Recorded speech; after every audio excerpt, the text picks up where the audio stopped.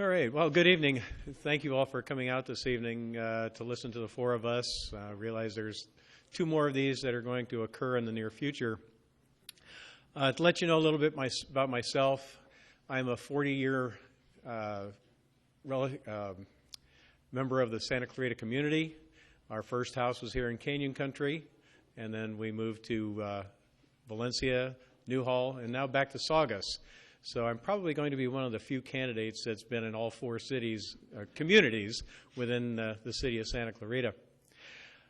I spent the first 20 years or 15 years of my life in Santa Clarita raising my family just like everybody else does. The last 25 years have been working with the city of Santa Clarita, working with numerous different charitable organizations, and some of the things that I truly love.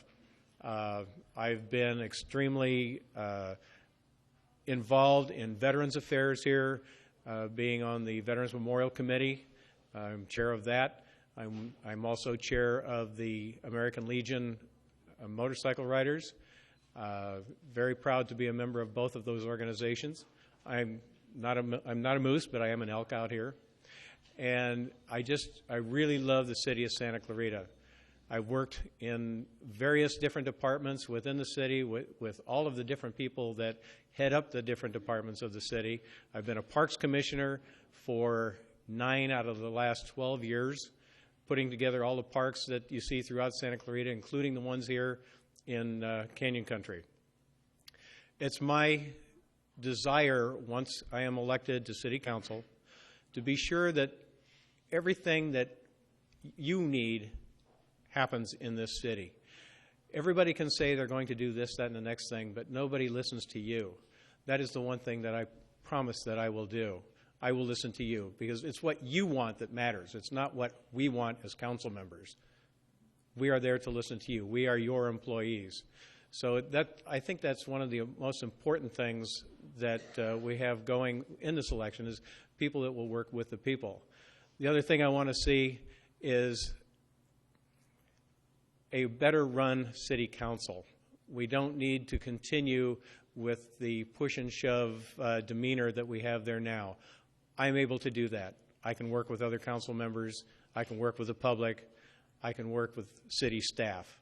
I've done it for over 20 years now, and I promise you that I will continue to do that for the next 20 years, or at least the next 4 that you would vote me into. And I do ask for your vote. I ask for your support, and I hope to see you out on Election Day. Thank you. Oh, stay here. Oh. Q&A, I forgot. I won't touch it. Larry Wild, been in the Valley since '71, lived here all that time. I'm aware of your involvement in the revitalization of downtown Newhall and what's happened. Fabulous job. What do you got planned for Canyon Country? Well, as you know, we've spent a lot of time. I spent 14 years working on the redevelopment of Newhall. And in Canyon Country, I think we should do the same thing. We need to revitalize parts of it. We need, I would like to see another park, another central park on this end of the valley, because you guys have to go all the way over to Bouquet now to go to Central Park, which is one of the crown jewels in the state of California, by the way. I'd love to see that happen again over here. We've now got a community center here that is up and running, and it looks as though it's going to be a very successful community center, so that's a start. But things like that, I spent time working on the Canyon Country Jubilee, if any of you remember that, the Canyon Country Christmas parades, all in an attempt to make sure that businesses thrive, bring people into Canyon Country, just like we've been trying to bring people into Newhall. Everybody always goes to Valencia, but we need them to get into Newhall. We need to get them into Canyon Country, because feet on the streets, feet in the shops, that's what supports your communities.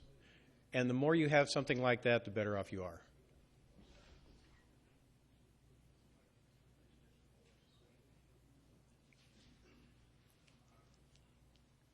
Sandra Cattell, and I'm a 34-year resident of Santa Clarita, And I'd like to know what you think are the most pressing environmental issues of our community. Right now, the most pressing environmental emergency in Canyon Country is CEMEX mine.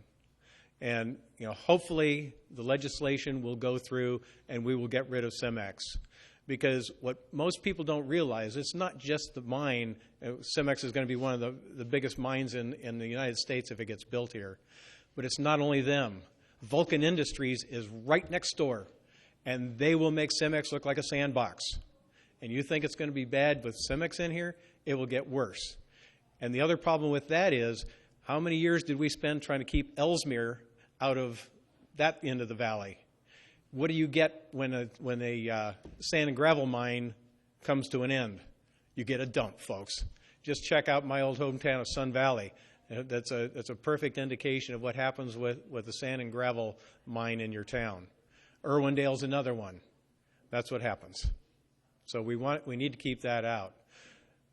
Traffic issues and things like that, the only thing we can do there is make sure that the timing on our city streets is done so that traffic flows freely. You're going to have people moving in and they want to use the streets to get it where they're going. But if we do that and keep traffic moving, that is one of the other issues. Rick, the 20-minute calendar.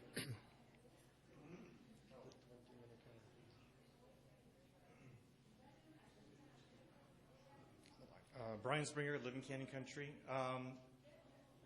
Did you support the city taking over libraries, and how do you think things are going so far? I wasn't supportive or non-supporting of the libraries being taken over, mainly because I really wasn't that involved in the library issue. Do I think it's doing well? It's been proven that it has. I haven't talked to anybody, and of course there's going to be exceptions, but I haven't talked to anybody that hasn't realized that if a book's available, they can get it either at Joanne Darcy or the new library in Newhall, or even Valencia now that that's being improved. I think we're getting more improvements in the libraries now that the city's taken them over.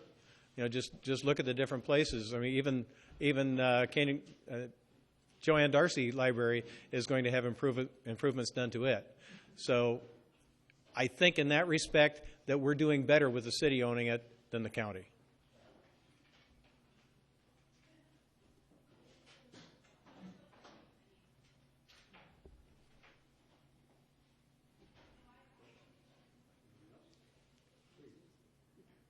Time for one more.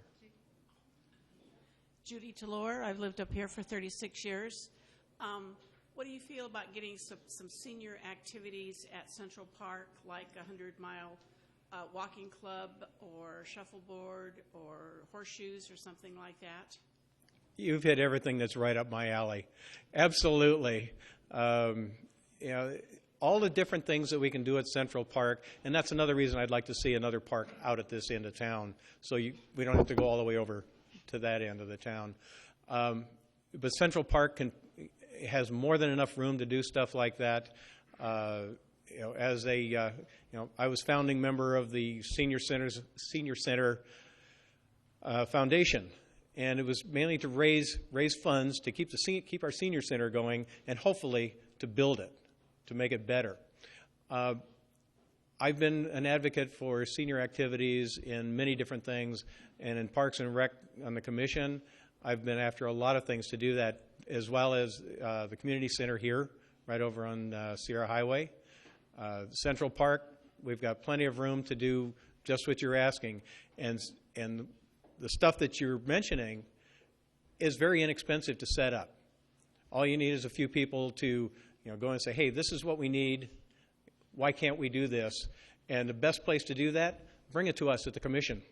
Just come to the commission meetings first Thursday of the month and let us know what your desires are. And that's where it all can start.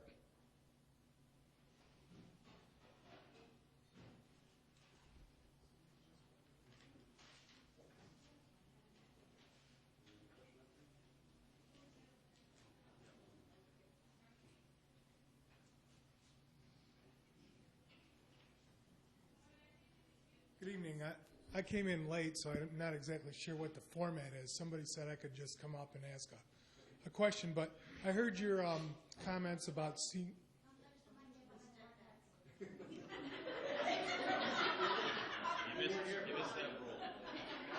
over the line. You missed the toe the line rule. Can I lean over? You don't have to. Okay. My name is Steve Petzold, and I live in the Saugus area of Santa Clarita. I heard your comments about CMAX, and I just want to respectfully ask each of you. I followed that issue fairly closely, and from what I understand, the proposed legislation to stop the CMAX mine involves valuing the CMAX mine at its full value over the 10-year lease period. Then from the sale of the land in San Bernardino County, Antelope Valley. Victorville, they're going to deduct out the royalties that would be due to the federal government over that 10-year period, and that the difference would be paid for by the city of Santa Clarita. I watched the testimony of Mayor Keller, and I just wonder, is there a dollar limit that any of you have on what the maximum amount is that the city of Santa Clarita would contribute to that fund, and what the source of that funding would be? No, there is no dollar amount at this point. Right now, it is all in committee, and what happens is they need to find out what the cost is going to be to make that purchase, how much money they can get from the sale of the land in Antelope Valley, and what the contract buyout is eventually going to be. The difference in that is going to be shared by CEMEX and the city of Santa Clarita. We have no idea at this point what that difference is going to be. That is what faces the Senate committee right now, is they have to run those numbers to figure out what that's going to come to. And let's put it this way.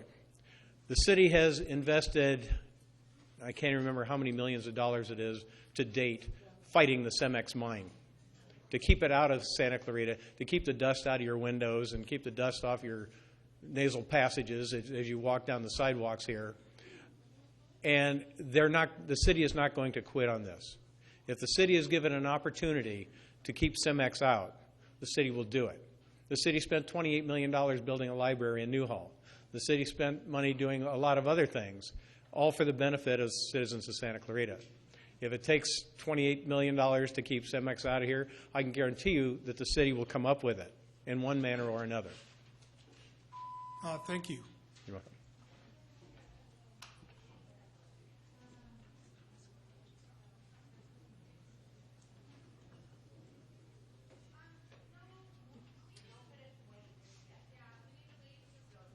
Hi, I'm Cher Gilmore, and this is a question I'd actually like to ask of all of the candidates. I just would like to know where on your list of priorities climate change comes in terms of what we can do more of locally to help stop global warming, and that would be, for instance, using more renewable resources for energy in Santa Clarita, and possibly keeping the fracking and acidizing out of our city, because some very, very dangerous chemicals are used in those processes. Most people are not aware of it. So where does that come on your priority list? Yeah, I am not, and again, excuse me, but I am not aware of any fracking that's going on here now. Whether there is or not, is beyond me. It's coming, and acidizing has been done here already. Okay. We do still have a lot of oil drilling and exploration that's going on in very few parts of Santa Clarita. As far as that goes, I'm really not into that end of it. I honestly cannot answer that. However, the other things are, a lot of the new building that has gone on in Santa Clarita is using whatever ecologically safe and sane stuff there is to use. So many of them are now installing solar to reduce the use of electricity. They're installing tankless water heaters to reduce use there. So there's a lot of stuff that's going on, and the city itself, of course, is using all natural gas buses and such like that to reduce the footprint, the carbon footprint of anything that the city does at this time.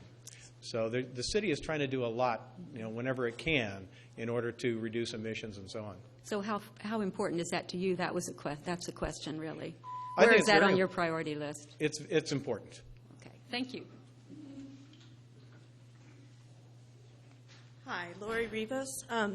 Given your statement that you weren't very involved and didn't really have an opinion on the library conversion, I'm wondering what qualifies you to sit on the library board of directors, and what experience and background you have that will provide the check and balance to the for-profit company that manages our libraries. Well, the city council, of course, controls that. They're the ones that have to watch those balances and make sure that the money that they're spending through the company that you're speaking of, is managed correctly. That's where people become involved. If you go to the library, you see books that aren't there, and you go to the city and say, hey, what's up with this?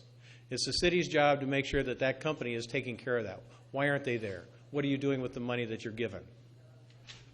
So from your perspective, it's just a balancing the books kind of position sitting on the library board of trustees. At this point, it has to be, because there's, other than the fact that you have to watch how it's being run, you have to balance the books to make sure that the money that's being expended on that library is what it should be. Okay, so you don't have, what you're saying is you don't have the knowledge or experience or maybe even interest to enter into whether the services being provided are serving the community adequately beyond books being available. The services being like the librarians and such like that? Well, no, there's a lot of responsibility for sitting on a library board of trustees, so I'm just wondering, I'm just trying to gauge. So, okay, thank you.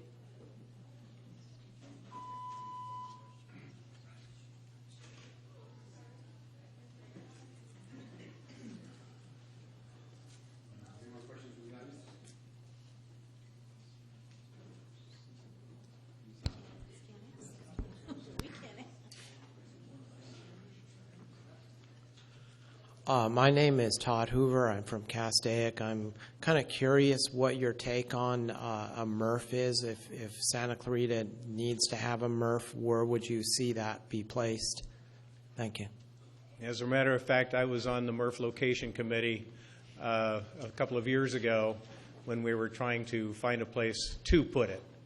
3 different locations were brought up, and there were numerous problems with all the places that had been chosen. The trash company has been mandated to put a MRF in Santa Clarita. That has come directly from the city. They must put in a MRF in order to recycle what we can. That comes again under environmental.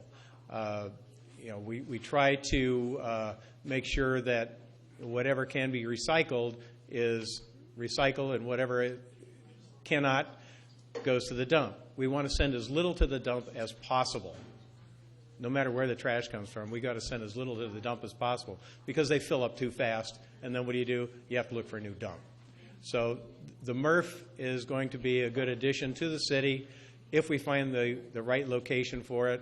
And I know I had my druthers, one of my favorite choice, but at this point, we're still waiting to see what occurs. Where would your favorite choice be? In the Gates King project. Why does he don't put it in Castaic? And as a matter of fact, no Castaic, because it was outside the city.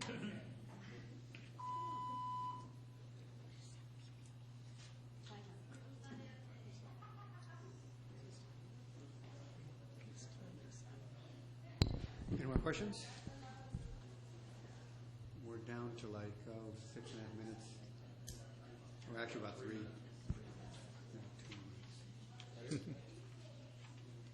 Any more questions? Can you ask more than one?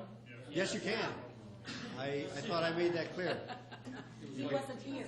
Oh, you weren't here? He was tardy. And please, your question, if I may prompt you, your question needs to be precise and to the point.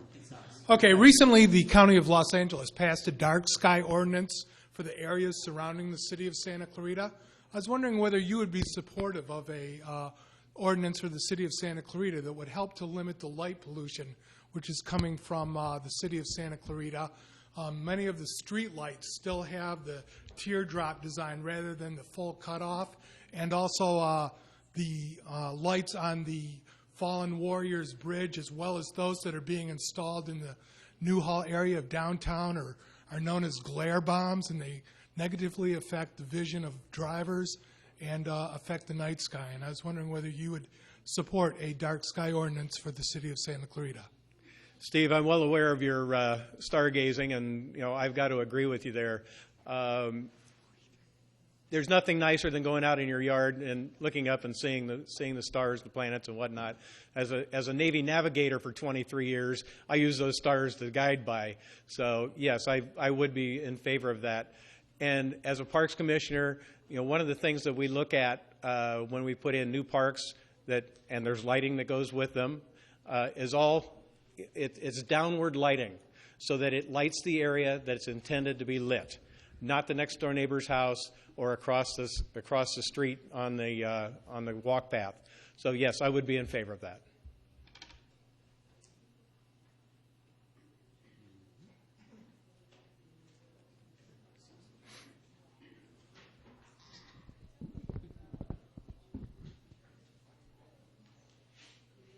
Duane, my name is Minerva, and I want to thank you for your 40 years of really caring about this place. I do not live in the Santa Clarita immediate area. I too am from CCAC. I understand you have sat and you have been observant of all the things that have been happening in the city. What are the 5 major areas, because I can't tell that by reading this, that if you had a magic wand that you would change or encourage, or you have heard from citizens that they would like to be changed immediately? Wow, that's tough. If I had a magic wand, probably the first thing I would change would be making levitating automobiles and buses and things, so you wouldn't have to stop in traffic. You just go from one place or another, or even better, just like in Star Trek, beam me up over to City Hall. There's a lot of things that we'd absolutely love to do, and to name 5 of them, I'd have to sit down and really think about it to come up with 5 individual items that I would like to see done. But certainly, one of the things that I've been working on for many years is our relationship of parks to citizens. We need 3 acres of parkland for every 1,000 people. We've been pushing for 5 acres for every 1,000 people. We are still long way from that. So that's one of the things I would really like to see, is create more parkland, and half of our open space is helping to do that, but we still need more parkland for people to be in. That would definitely be one of them. Because of my involvement in parks, that is definitely on the top of my list. Another thing, I'd like to see a brand new senior center in this town. As a senior supporter for many years. Okay, this Hi. is the last question. My name is Ray Henry. I'm a resident of the Canyon Country. And I was somewhat intrigued when you said that you're ready to make a difference. Are you really, really ready to make a difference if you get elected as a new city council member? And are you really up for a change? And what is your opinion of the actual city council members that you have there?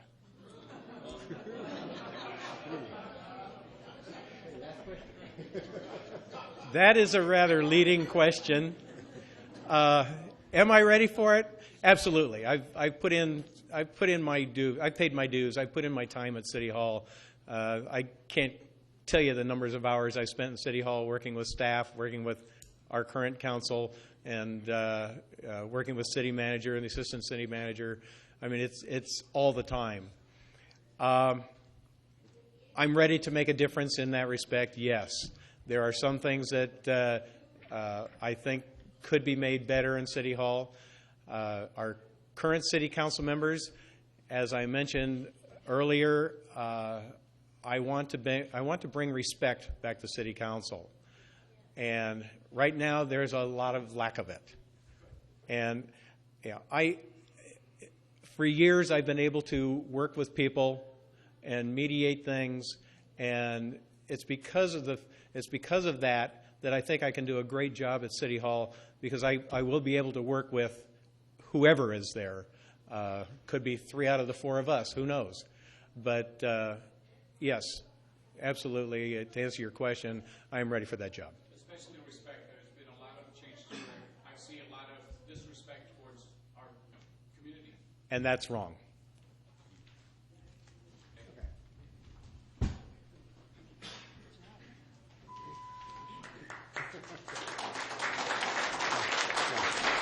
I was going to say. Oh, I'm sorry, Duane. I'm off. You get 3 minutes to sum it up. Yeah, that's part of it. It's now. Yeah, that's yeah. No. They each get to sum up in their turn, or at the end. No, it's now. Yeah, individual. Each one goes in the 1, 2, 3. I'm sorry, Duane.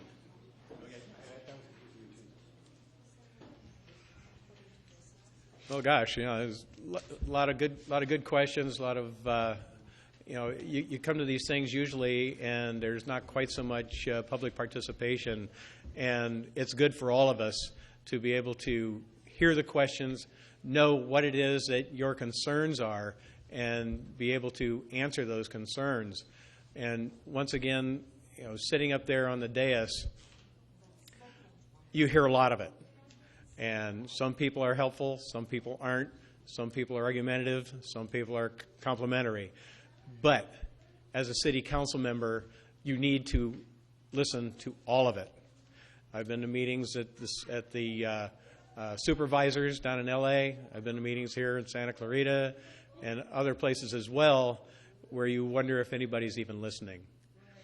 That's our job. Our job is to sit there and pay attention to every word you're saying. And that's the one thing that as this gentleman asked, that I will guarantee that you will get from me, is attention.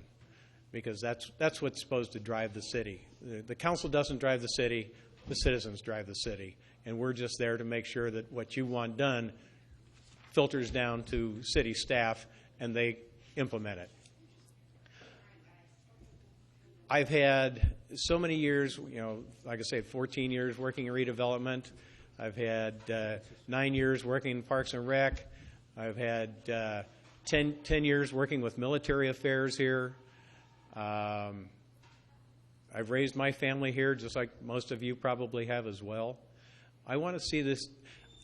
My goal for Santa Clarita is to see it continue to be the city that I came here for. I moved up from the San Fernando Valley because Santa Clarita was the growing place. It was a place where we had great schools, we had great teachers, we had parks were going in, and then when we became a city, I don't know how many of you were here when we became a city in 1987, but the difference between when the county owned it and now that the city owns it, if you haven't seen that difference, you haven't been looking, because it is different, folks. And those are the differences I want to see continue, because I want this city to be something for my kids and my grandkids. When they come here, say, hey, I'd like to live here too, because Santa Clarita is one of the best cities in Southern California and California in general. Thank you.